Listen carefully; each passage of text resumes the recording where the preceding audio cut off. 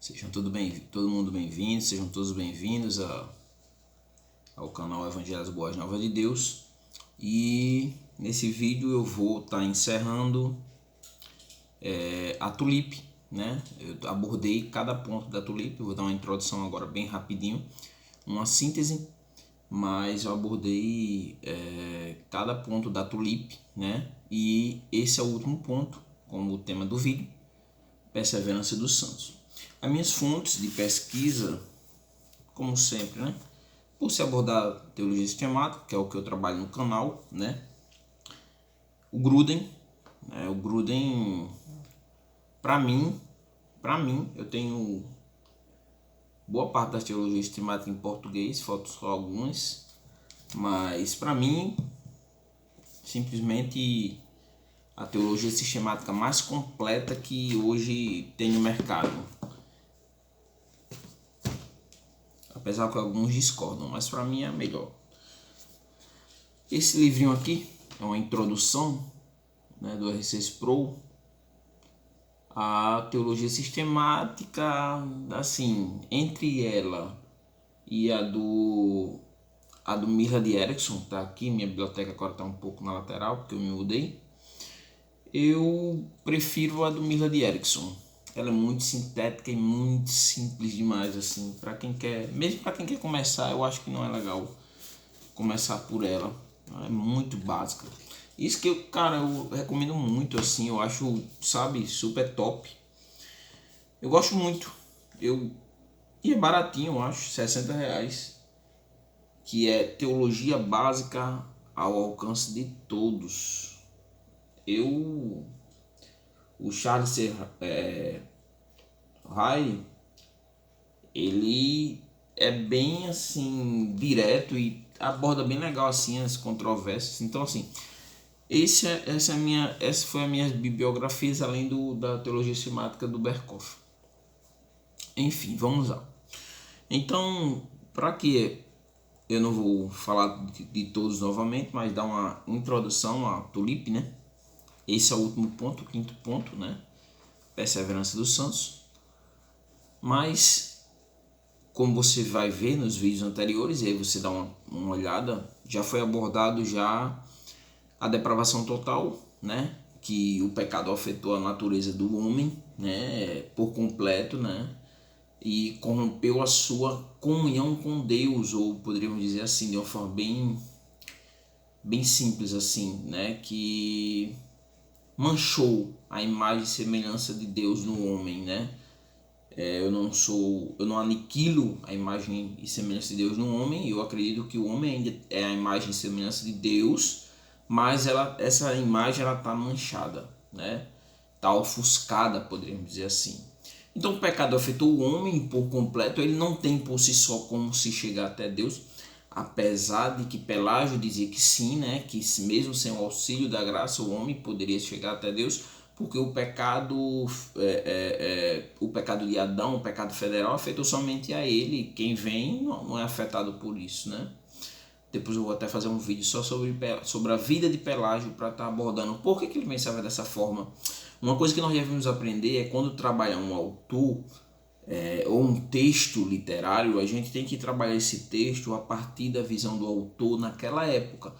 Hoje a gente já tem uma gama de material, nós temos coisas que nós temos respaldo suficiente, temos texto suficiente, temos subsídio suficiente para criticar as visões, mas eu acho que a gente tem que olhar por que aquele autor pensava daquela forma naquela época, para entender o mundo que ele vivia, para interpretar, e não de uma forma crítica destrutiva, mas de uma forma crítica. O pensamento dele realmente estava errado, mas saber abordar, entendeu? Eu acho que hoje em dia a gente critica muito e isso não é legal assim. Tem que fazer a leitura a partir da época que o autor vivia, por mais que nós possamos discordar. Então, depravação total, o pecado afetou o homem por completo, e Deus, dentre essa massa, ele decidiu salvar alguns, né? E aí vem muitas questões, eu já abordei nesse vídeo, você pode ir lá, eleição incondicional e ver o que foi abordado. E muitas coisas são questionadas, né? Mas o ponto principal é que Deus decidiu. E os outros deus, apesar que eu vou abordar um vídeo sobre a dupla predestinação, mas os outros Deus simplesmente deixou seguir o seu próprio caminho e serão condenados por causa dos seus pecados, não por causa de Deus, né? E Deus decidiu salvar alguns, então ele elegeu aqueles que ele iria salvar, dentre aqueles que estavam totalmente depravados, e fazendo isso, Jesus veio e morreu por aqueles pelo qual ele havia elegido. Então, aqueles que pelo qual Jesus morreu, esses têm a sua salvação garantida, né? Embora, né, a expiação de Cristo foi suficiente para salvar toda a humanidade, mas é efetiva naqueles pelo qual ele veio morrer de forma específica. A graça irresistível, né, depravação total, eleição incondicional, expiação limitada, e a graça irresistível é que aqueles que ele elegeu, aqueles pelo qual Jesus morreu, esses virão até ele, né, não resistirão a essa graça, né, virão de forma soberana, mas isso sem violentar. E aí você pode olhar lá no vídeo que eu trabalhei, abordei todos esses questionamentos, né? E hoje a perseverança dos santos, né? Então, o homem estava depravado, Deus elegeu, Jesus morreu por esses pelo qual Deus elegeu, e eles virão, né? Graça efetiva ou graça irresistível, esses virão até Deus. E esses que virão até Deus, eles vão, se usa até uma, muitos quando vão criticar usam assim: uma vez salvo, salvo para sempre. E é mais ou menos isso mesmo. Uma vez que foi alcançado por essa graça e Deus tem um objetivo de salvar, eles serão salvos no final. Os arminianos, que são hoje, poderíamos dizer, que são a oposição, o debate teológico gira em torno de arminiano e calvinistas. Alguns defendem a perseverança dos santos, outros não, outros não defendem, não fazem essa defesa. Alguns defendem, na teologia nós encontramos muito que seria um ponto pacífico, a perseverança dos santos e a depravação total, mas infelizmente não é bem assim, né? Pois quando nós vamos para a prática nós observamos que infelizmente alguns ainda acreditam que se pode perder a salvação. Então, a questão tudo gira em torno de uma pergunta, né? O homem pode ou não perder a sua salvação, né? Para a visão da perseverança dos santos ou segurança da salvação, a resposta seria não. E por que não? Por quê? Porque o dom da salvação, uma vez recebido, é para sempre e não pode ser perdido. Isso é mais ou menos a percepção. E por quê? Porque a ação da salvação, ela provém de Deus, ela não provém do homem, não depende de obras do homem. A obra não é meritória, mas o homem faz as obras porque ele é salvo e não faz as obras para ser salvo, mas ele faz porque ele é salvo.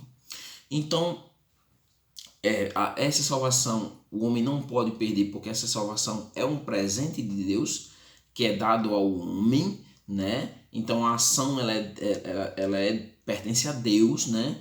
E essa execução tem todo um plano. Esse plano começa com Deus decidindo salvar, né? O Espírito Santo executa essa salvação, né?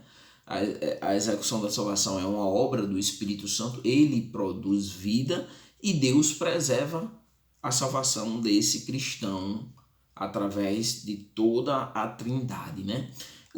Esse termo perseverança, ele vem diretamente da teologia de João Calvino. João Calvino, ele bebeu de Agostinho, né? Que fique bem sabido disso, assim como Lutero também, né? Lutero como o Philipp o Ulrich Zwinglio, os pais da reforma, né? Ulrich Zwinglio, Lutero e João Calvino, né? Lutero, Estopim, Ulrich Zwinglio também começa ao mesmo tempo que na Alemanha essa revolução teológica, né?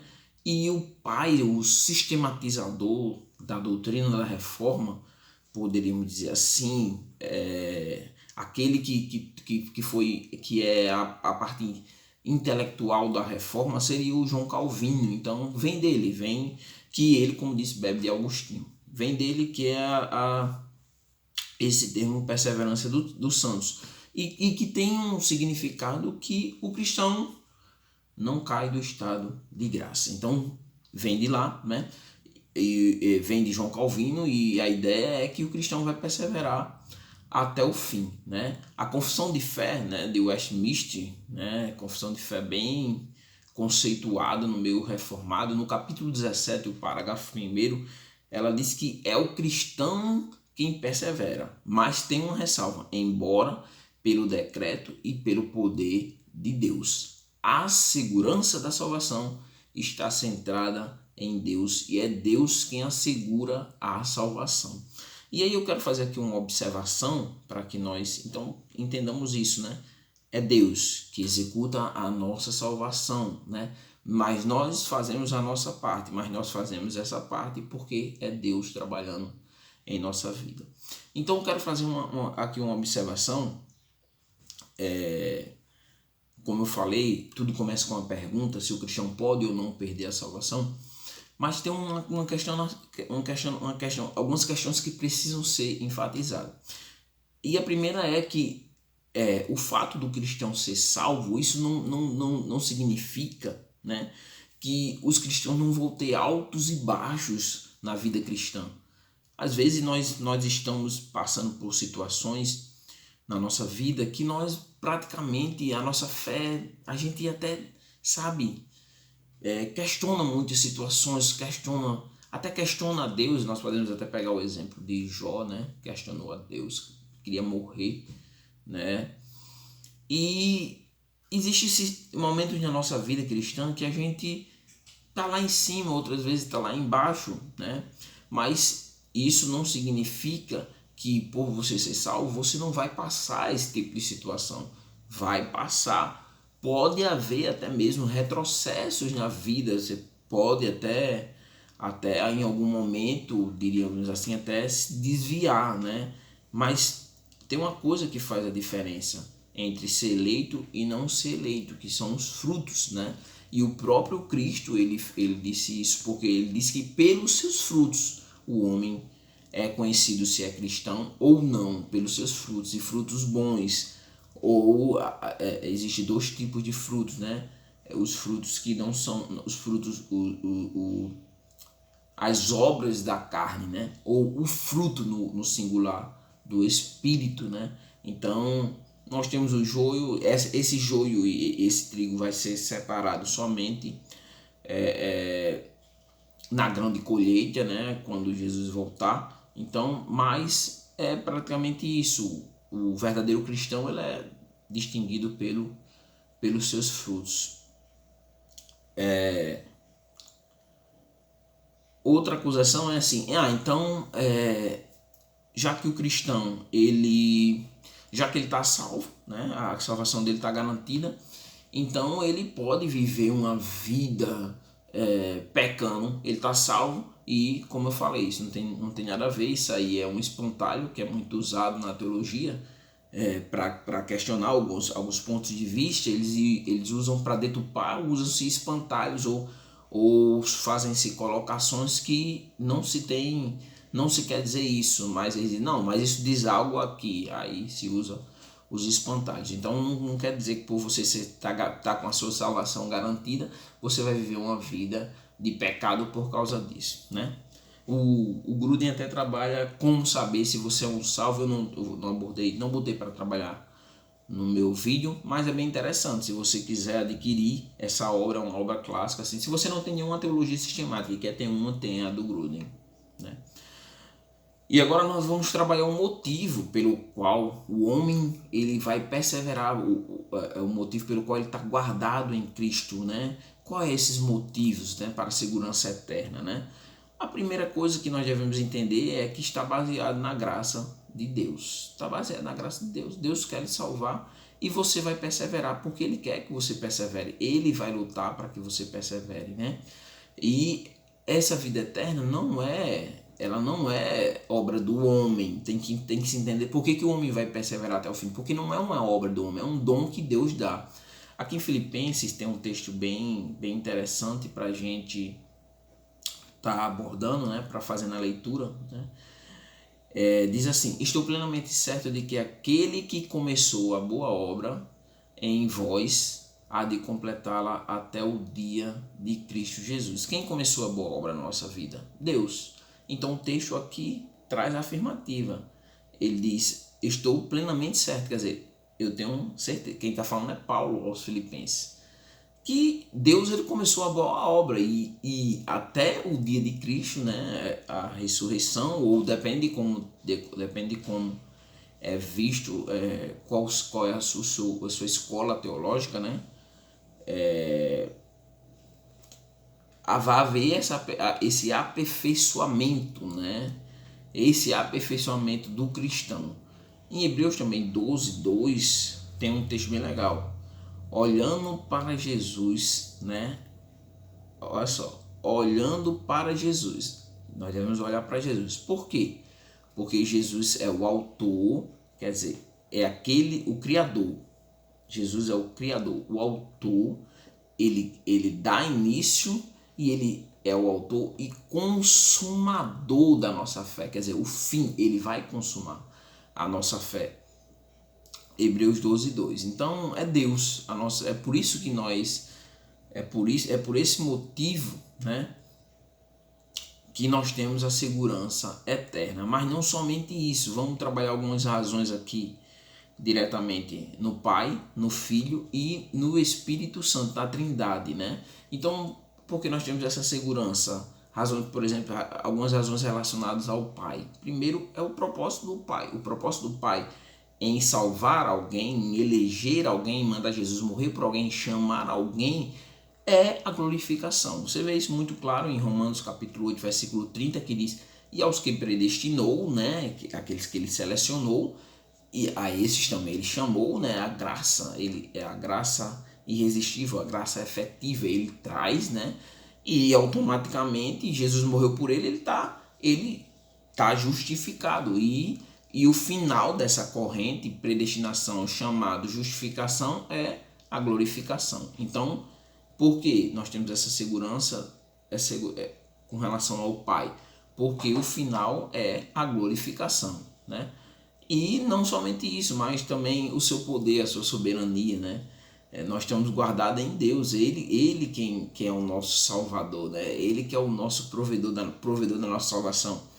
E aqui em Judas, né? Judas só tem um capítulo, então o versículo 24 e 25 diz assim: ora, aquele que é poderoso para vos guardar de tropeçar. Quem é poderoso para nos guardar de tropeçar? Deus.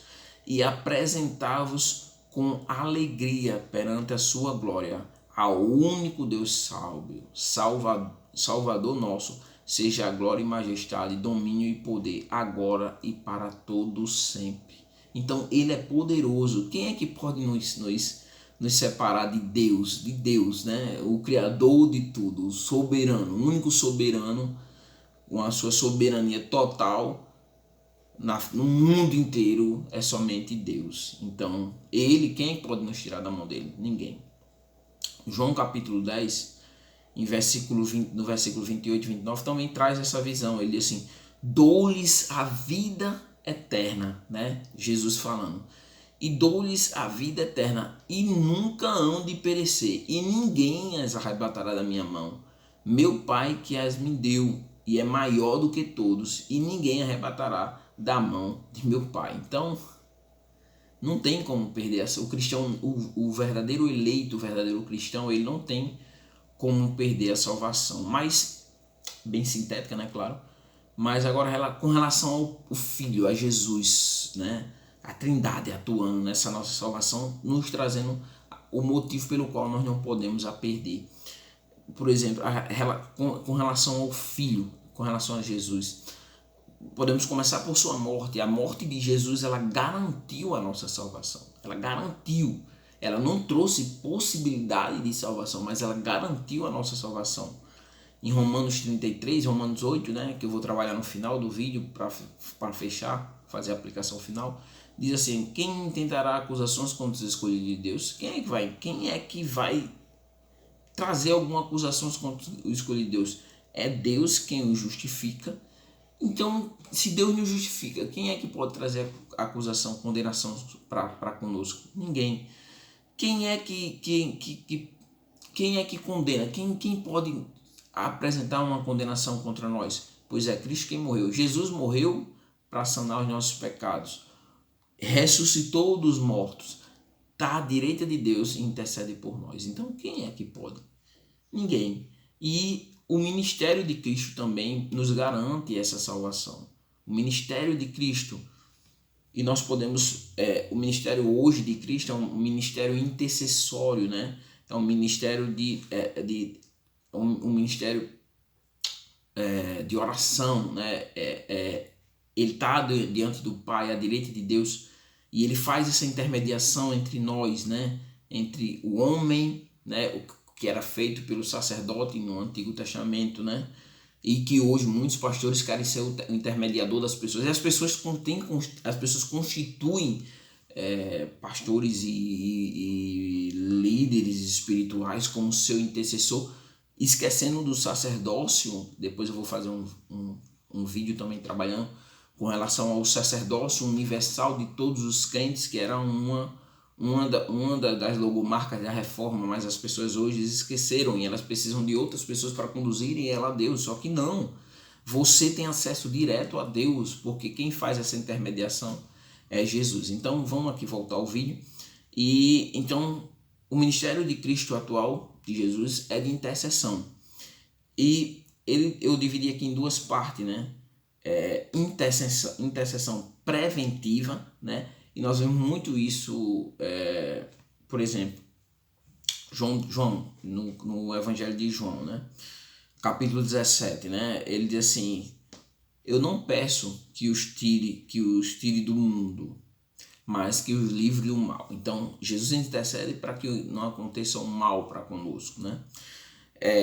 Também com relação à nossa santificação, ele intercede para que nós a cada dia, através do Espírito Santo, nos tornamos uma pessoa mais santa. Ele diz, o versículo 17, eu li o versículo 15 do capítulo 17 de João, agora o versículo 17. Santificai-os na tua verdade, a tua palavra é a verdade.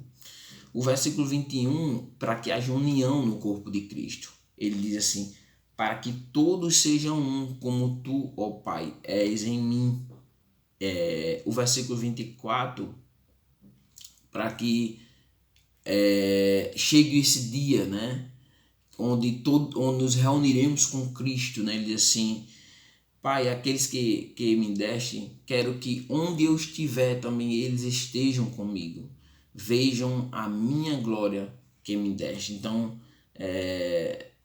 não somente esse texto, mas o texto também de Hebreus, né, com relação à prevenção, Hebreus 7:25, diz assim: portanto, pode também salvar perfeitamente o que por ele se chegam a Deus, vivendo sempre para interceder por eles. Então, ele intercede, e a intenção dessa intercessão é a nossa salvação. Mas não somente isso, no ministério atual de Cristo, de intercessão, mas também curativo, né? Ou no caso antes preventivo, mas também curativos, poderíamos dizer assim, ou advocatício, né? 1 João 2:1 diz: meus filhinhos, estas coisas vos escrevo para que não pequeis. Mas quer dizer, nós temos uma vida, ainda vivemos nesse corpo que Paulo trabalha em 1 Coríntios capítulo 15, corruptível. Então a nossa tendência ainda é a nossa natureza, nós temos essa dualidade, né, de lutar com a carne e o espírito nessa luta constante, né? Então muitas vezes nós migramos infelizmente, para o pecado. O pecado, ele nos suga e nós acabamos pecando de forma voluntária ou involuntária, né? E aí perdemos a nossa salvação. É até uma coisa bem legal que eu vou trazer aqui. Uma das dificuldades arminianas, né? É uma dificuldade bem arminiana. porque eles dizem que a gente perde a nossa salvação, alguns, né, como falei no início do vídeo. E tipo assim, vamos dizer assim, você tá no supermercado fazendo uma compra, né? E ali acontece alguma coisa, não sei, se bate em alguém e você acaba se irando, ou qualquer coisa do tipo, né? Você teve um pensamento maldoso, alguma coisa assim, pecou contra Deus. E Jesus volta naquela hora, acontece o arrebatamento, né?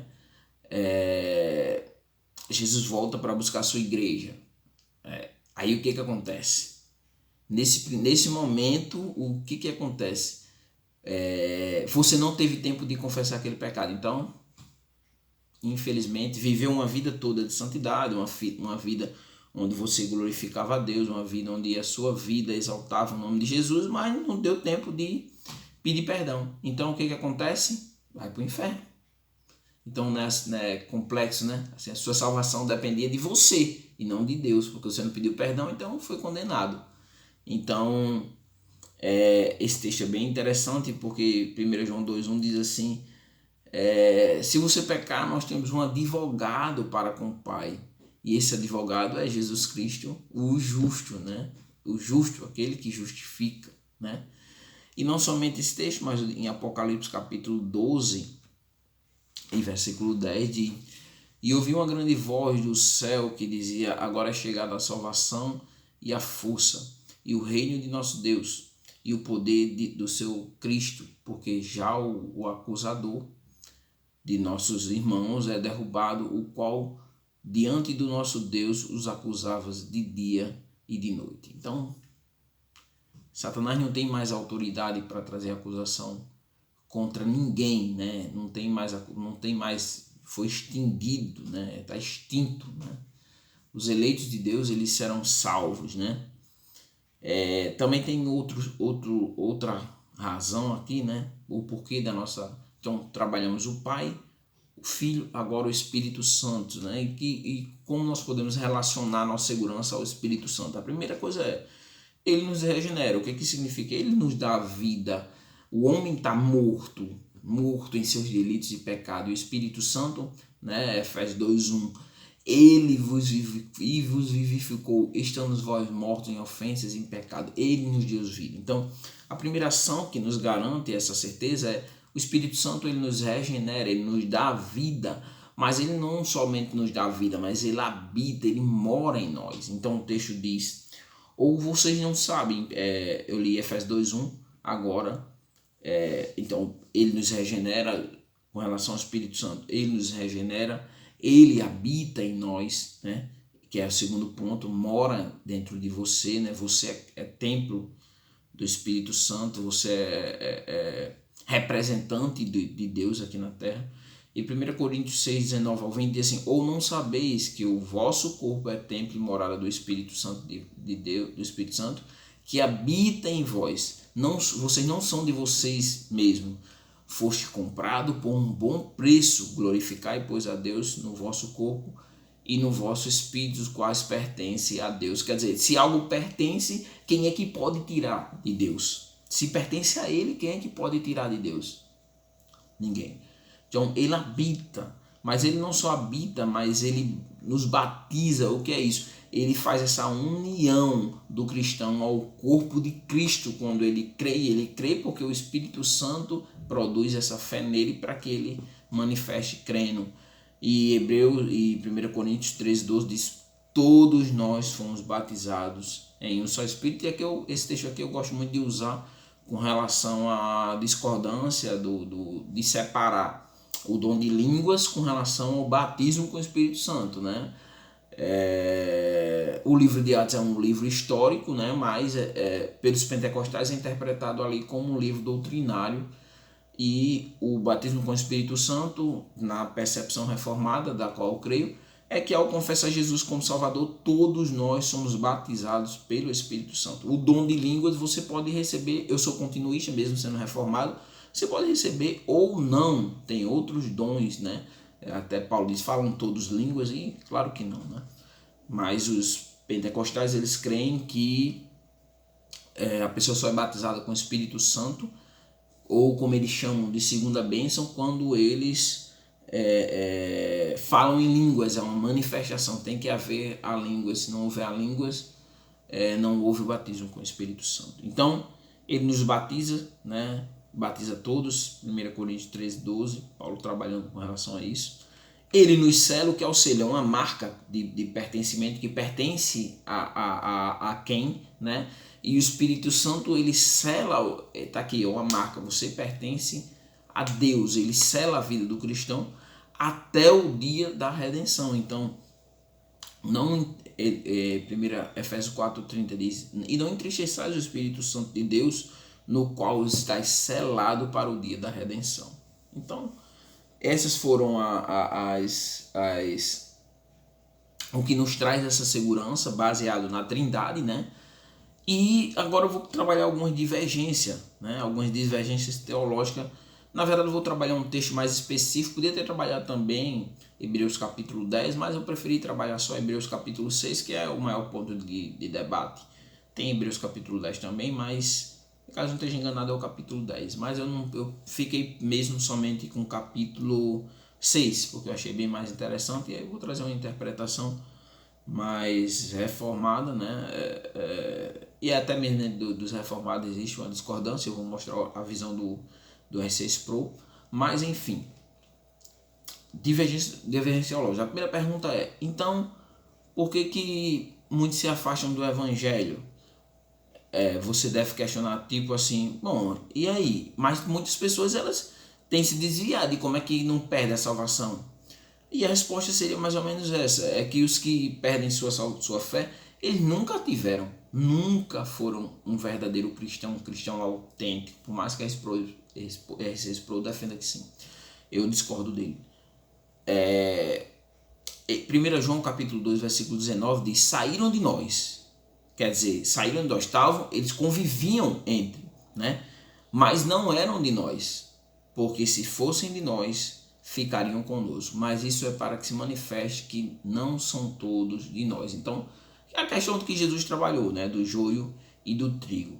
A parábola da semente também, a gente poderíamos responder com ela, né? A parábola da semente, ela mostra, Jesus aplica a 4 tipos de pessoas, né? Do qual o evangelho chega, e ele trabalha a questão ao pé do caminho, ele trabalha em pedregais, ele trabalha entre espinho e em boa terra.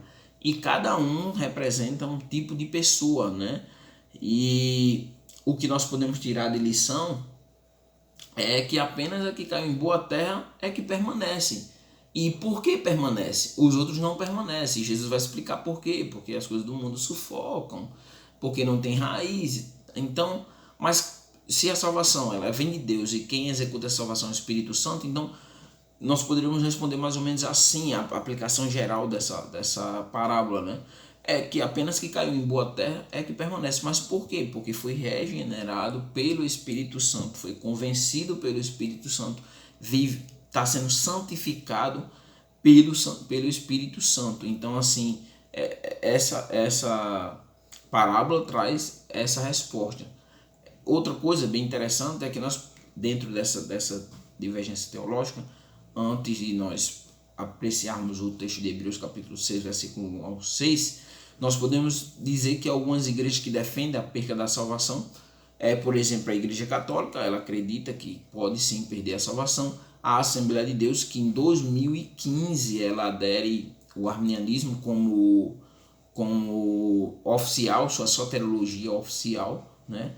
Alguns batistas, né? Batistas tradicionais mesmo, alguns são arminianos, outros não. Os neopentecostais, de uma forma geral, até mesmo porque eles barganham a salvação, baseado em obras, né, meritórias, né? E os pentecostais, de uma forma geral, também defendem que o homem perde a salvação. Agora nós vamos trabalhar aqui um texto bem rápido, de forma bem rápida, que é o texto de Hebreus, capítulo 6. Vou trabalhar de forma bem sintética, claro, né? Não vou explorar de forma bem aprofundada, né? Nós sabemos primeiro que devemos ver o seguinte, que Hebreus foi escrito, né? Alguns alegam que esse texto, a maioria defende que não há uma autoria explícita, mas alguns estudiosos defendem que foi Paulo que escreveu, Apesar que há um pouco de divergência, porque o ministério paulino ele foi um ministério mais voltado para os gentios, né? Não foi voltado muito para os hebreus. Essa epístola aos hebreus, né? Que já, como o título já diz, foi se voltado para os judeus, para mostrar Jesus, a superioridade de Cristo, né? Com relação a essa percepção judaica, né? Do judaísmo, e mostrar que Jesus é superior a todo esse sistema judaico, ou é a aplicação do sistema judaico, tudo o Antigo Testamento todo, né, ou como diriam, né, a chave hermenêutica, a chave interpretativa de toda a Bíblia é olhar cada parte dela se voltando para Jesus. Então, com essas orientações básicas, né, com relação, nós vamos entender que aqui estava se trabalhando os judeus, né? Então, e os judeus tinham aquela coisa do judaísmo. Nós temos isso até em Atos dos Apóstolos, quando há esse questionamento de como os gentios poderiam ou não serem introduzidos na igreja, né? E aí nós temos até Pedro tendo essa divergência e o apóstolo Paulo também, e ficou definido de Paulo ir para os gentios, pregar para os gentios. Então, esse texto, devemos olhar com o contexto geral do texto. Então, o versículo 1 ao 6 diz assim: pelo que deixamos os rudimentos da doutrina de Cristo, prossigamos até a perfeição, não lançando de novo fundamento de arrependimento de obras mortas e de fé em Deus. E o ensino sobre batismo e imposição de mãos, e sobre ressurreição de mortos e juízo eterno. Isso faremos se Deus o permitir. No caso, chegaremos à ressurreição e ao juízo, se assim for da vontade de Deus. Porque é impossível que os que uma vez foram iluminados, provaram o dom de Deus celestial, participaram do Espírito Santo, provaram a boa palavra de Deus e os poderes vindouro, e depois caíram, sejam outra vez renovados para o arrependimento, visto que quanto a eles estão crucificados de novo o Filho de Deus, expondo ao vitupério, né? Aí, aqui eu queria trazer uma aplicação, que esse texto aqui também ele combate o arminiano, porque o arminianismo ele crê muito no livre-arbítrio. Então, o livre-arbítrio diz que depende do homem. Então, tipo assim, e outra coisa, só existe na definição teológica, assim, nós discutimos muito, e nós cremos em dois pecados que não há perdão, que seria, e até agora há pouco teve um debate com relação a isso, com relação a, por exemplo, quem se suicida, se ele perde ou não a sua salvação, e aí é um ponto muito debatido, é muito delicado, né? E blasfemar contra o Espírito Santo seria mais ou menos isso, né? Tirar sua própria vida e blasfemar contra o Espírito Santo. Mas hoje, depois da descoberta da depressão, que você muitas vezes sai do seu senso comum, sai da sua realidade, né? Até por transtornos mentais, e acaba tirando a sua própria vida, há essa discordância se essa pessoa perderia ou não a sua salvação. Mas enfim, quais são as interpretações com relação a isso? Os arminianos, sim, então é uma pedra no calcanhar dos arminianos também. Por quê? Porque se a pessoa se a pessoa se afastar, está condenado, é mais um pecado que traz a condenação, seria mais ou menos a apostasia, mas uma apostasia que não dando mais a oportunidade de reconciliação. E as únicas partes assim que a Bíblia deixa muito claro seria mais ou menos com relação à blasfêmia contra o Espírito Santo, né? E aí o que se é colocado também é a questão do suicídio, né? De você tirar a sua própria vida, mas com ressalvas. Poderia depois até estar fazendo um vídeo sobre isso para estar trabalhando. Então, qual é o ponto de vista arminiano, né? Eles alegam que esse texto são cristãos, né? E que podem sim perder a salvação, e o versículo 6 deixa muito claro, porque eles tiveram toda uma vida dentro da igreja, como é que pode, né? Então o cristão, o cristão pode sim perder a salvação, mas uma consequência é que se ele perde a salvação, então para quem se afasta também não há volta, né?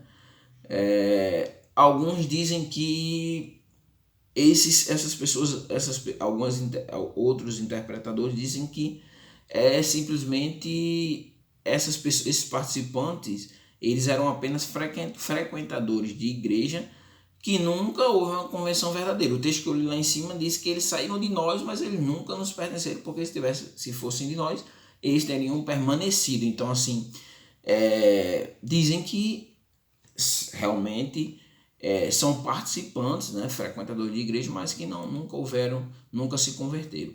O J.C. Ryle, com alguma ressalva, eu entendo mais ou menos como ele. Ele diz que se trata realmente de pessoas nascidas de novo, né, de cristãos, né, mas que esse texto aqui, ele não tem um enfoque na perca da salvação, mas o enfoque dele ele diz que o versículo 5 e 6 está falando realmente da experiência de conversão, de iluminação, mas ele diz que o autor de Hebreus, a intenção do autor dos Hebreus é advertir que é impossível voltar ao início da fé. E aí o versículo do 1, né, do 1 ao 3 traz mais ou menos essa ideia, segundo ele. E ele defende que essa passagem é uma advertência ao amadurecimento cristão e não tem como objetivo tratar a perca da salvação. O R6 Pro, botei aqui as palavras dele mesmo, da qual discordo, né, em algumas coisas. Ele diz assim: eu creio que o autor de Hebreus não está descrevendo simplesmente membros de igreja, né? Então, quer dizer, ele não crê que seja somente aqueles frequentadores de igreja, como lá em cima alguns creem, mas que são crentes verdadeiros, porque alguém que se arrepende no sentido verdadeiro é uma pessoa regenerada. Então ele crê que ali realmente eram pessoas que eram cristãos, né? E ele argumenta assim: visto que a epístola diz que é impossível renovar pessoas de novo para o arrependimento, ela indica claramente que houve um tempo em que essas pessoas foram renovadas por arrependimento, indicando por meio disso que quem está em vista ali são crentes. Então, assim, mas ele ressalva, mas aí fica um pouco complicado defender isso, né? Ou perde ou não perde. Então, ele argumenta assim: entretanto, isso nesse livro aqui, Somos os Teólogos. Também não creio que essa passagem destrói a doutrina da perseverança dos santos, né? Ele acredita na perseverança dos santos, mas... Então, assim, qual foi a conclusão que eu cheguei com relação a esse texto? Eu fiz a seguinte interpretação dele, né, baseado em outros autores também, outros hermenêuticos, né, e que o texto está falando de forma hipotética, né, e que a intenção, eu sigo mais ou menos a linha do Charles Wiley, né, é que o cristão ele deve progredir na fé, não podendo andar para trás, né, como um caranguejo. Então, a base é isso. O texto tenta trazer essa ideia para que o cristão ele não pode, depois de viver tudo isso, voltar novamente, por exemplo, para voltar para o início da sua fé e se converter de novo. Não tem como, é impossível. E a minha base é o versículo do 1 ao 3, pois deixando os rudimentos da doutrina de Cristo, né?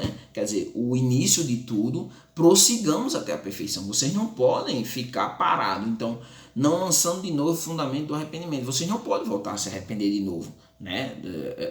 O arrependimento de obras mortas, de fé em Deus, da doutrina do batismo, da imposição das mãos, da ressurreição do morto, do juízo, e no caso ele finaliza, faremos isso se Deus assim o permitir. Então vocês não podem, a ideia eu sigo mais ou menos na linha do Wiley, porque ele está trazendo, vocês devem progredir, tem que haver uma progressão no cristianismo. Vocês não podem voltar para o início da fé de vocês.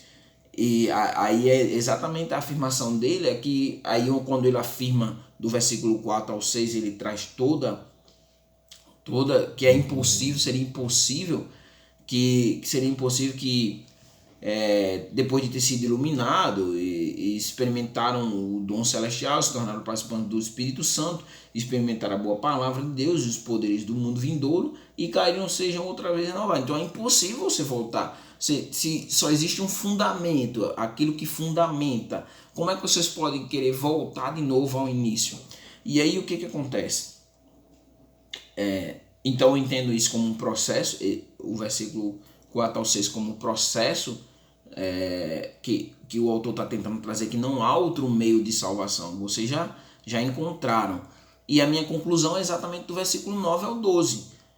Quando ele volta para os cristãos, ele diz: mas de vós, ó amado, esperamos coisas melhores. Quer dizer, nós não esperamos que vocês não podem voltar ao início da fé, mas esperamos de vocês coisas melhores, e coisas que acompanham a salvação. Ainda que assim falamos, porque Deus não é injusto para se esquecer da vossa obra e do trabalho, do amor, para que com seu nome mostrasse, enquanto serviste aos santos, né?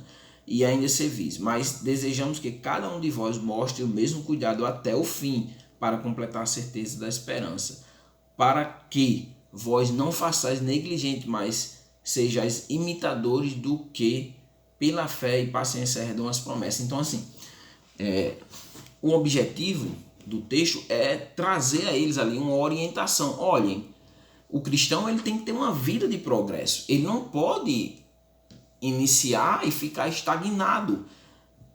Porque é impossível que uma pessoa que tenha já vivido tudo isso e agora vai querer voltar, descobrir uma lâmpada mágica, voltar e descobrir, existe outro meio de ser salvo. Vamos voltar para as obras. Como assim? Não tem como uma pessoa dessa. Aí como é que você vai haver uma convenção normalmente se você já foi convertido, você já conhece a verdade?